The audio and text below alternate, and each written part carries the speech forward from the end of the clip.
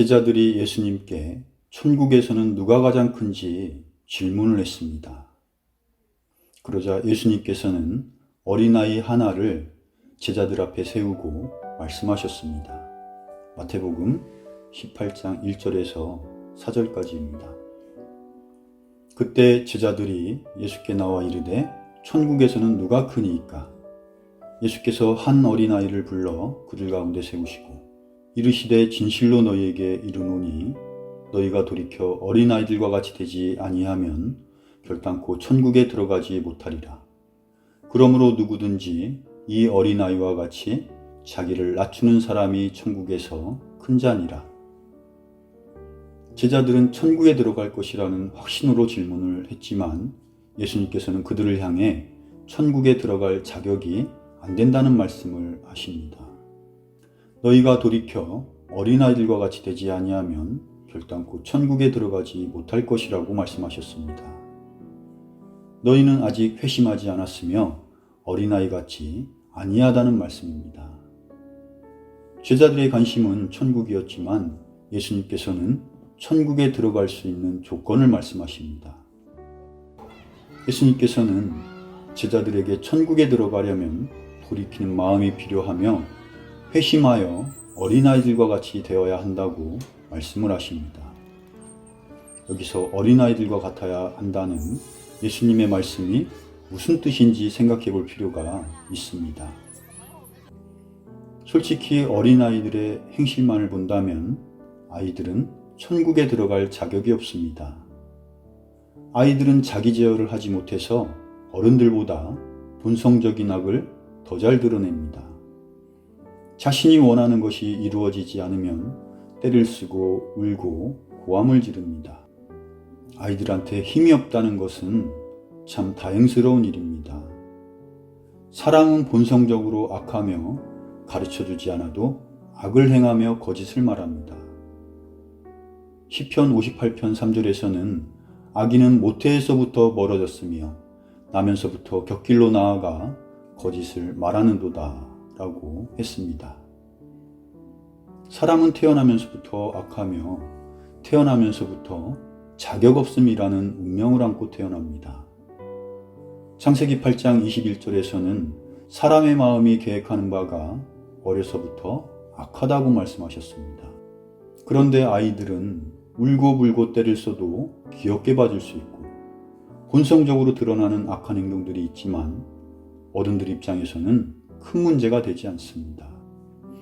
왜냐하면 아이들은 연약하고 보호받아야 할 대상이기 때문입니다. 아이다운 것은 감정을 숨기거나 포장하지 않는 것이며 오히려 그렇게 행동하는 것이 아이답다고 할 수 있습니다. 서너 살 먹은 아이가 늘 부모님 걱정, 집안 걱정을 하며 돈 벌 궁리만 한다면 오히려 더 이상할 것입니다. 예수님께서는 제자들에게 어린아이들과 같이 되어야 한다는 말씀을 하셨습니다. 그것은 어린아이들의 행위나 선악관의 문제를 말씀하신 것이 아닙니다. 어린아이들은 한 끼 식사도 해결할 수 있는 힘이 없지만 무엇을 먹을까, 무엇을 마실까 고민하지 않습니다. 오직 부모님을 100% 신뢰하며 모든 것을 부모가 해결해 줄 것이라는 믿음으로 살아갑니다. 어린아이는 믿음에 대한 매우 중요한 본보기가 되고 있습니다. 천국이라는 곳은 자신의 힘으로는 절대 갈 수 없으며 우리를 모든 죄로부터 구속하신 주님을 절대적으로 신뢰하고 의지해야만 들어갈 수 있습니다. 어린아이가 부모에게 전적으로 의지하며 살아야 하듯이 모든 사람은 하나님을 전적으로 의지하며 살아야 한다는 의미가 오늘 말씀 속에 담겨져 있습니다. 자신을 온전히 주님께 맡기고 모든 일에 주님의 도우심을 구하는 것이 어린아이와 같이 되는 것이고 그럴 때 비로소 하나님 앞에 큰 자라는 인정도 받게 되는 것입니다. 마태복음 18장 4절입니다. 그러므로 누구든지 이 어린아이와 같이 자기를 낮추는 사람이 천국에서 큰 자니라. 나이가 어릴수록 마음속에 차지하는 자아의 비중도 작아집니다. 자기를 낮춘다는 것은 자아를 버린다는 것이며 자아가 비워질수록 어린아이와 같아진다고 할 수 있습니다. 비워진 자아 속에 그리스도가 채워질 때 그런 사람이 어린아이처럼 자신을 낮추는 자이며 하나님 앞에서 큰 자로 인정받는 자가 됩니다.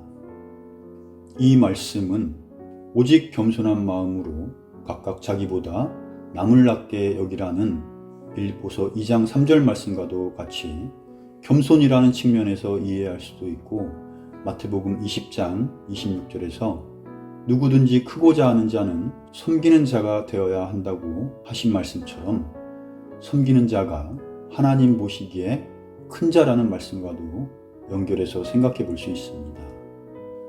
그리고 성경이 기록된 시대에 유대 문화적인 측면에서도 생각해 볼 수 있습니다. 유대인들에게 어린아이 같다라는 말은 자기가 본 것을 가감없이 말하는 순수함을 의미하고 있습니다. 그것은 어린아이들의 두드러진 특징 중 하나이며 하나님 앞에 큰 자라고 인정받을 수 있는 조건이 되고 있습니다.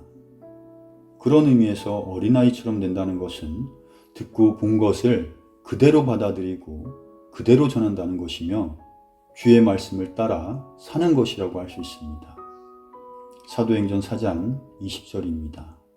우리는 보고 들은 것을 말하지 아니할 수 없다 하니. 사도행전에서는 예수님의 십자가 앞에서 비겁하게 도망갔던 제자들이 담대하게 복음을 선포하는 모습을 볼 수 있습니다.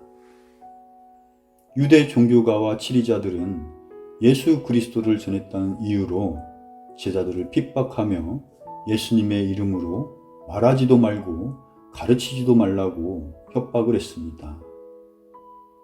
그러나 제자들은 우리는 우리가 보고 들은 것을 말할 수밖에 없노라 라고 세상의 권세가들 앞에서 당당하게 거절을 했습니다. 세상적인 원리 속에 머무르며 오직 높은 자리에만 관심을 보였던 제자들이 주님께서 말씀하신 어린아이와 같이 된 것입니다. 어린아이 같은 자는 보고 들은 것을 그대로 말하는 자들이며 그런 자들이 하나님 보시기에 큰 자들입니다. 우리 시대에 성경이 말씀하시는 어린아이 같은 자에 대한 정리를 해본다면 아이가 부모에게 전적으로 의지하는 것 같이 모든 일 중에 하나님을 전적으로 의지하며 사는 삶이라고 할 수 있으며 말씀의 권위에 순복하며 말씀을 그대로 받아들이고 그대로 행하며 그대로 전하는 삶이 어린아이와 같은 삶이라고 할 수 있습니다. 그리고 그런 사람이 하나님 앞에서 가장 큰 자라고 말할 수 있습니다. 이상 마치겠습니다.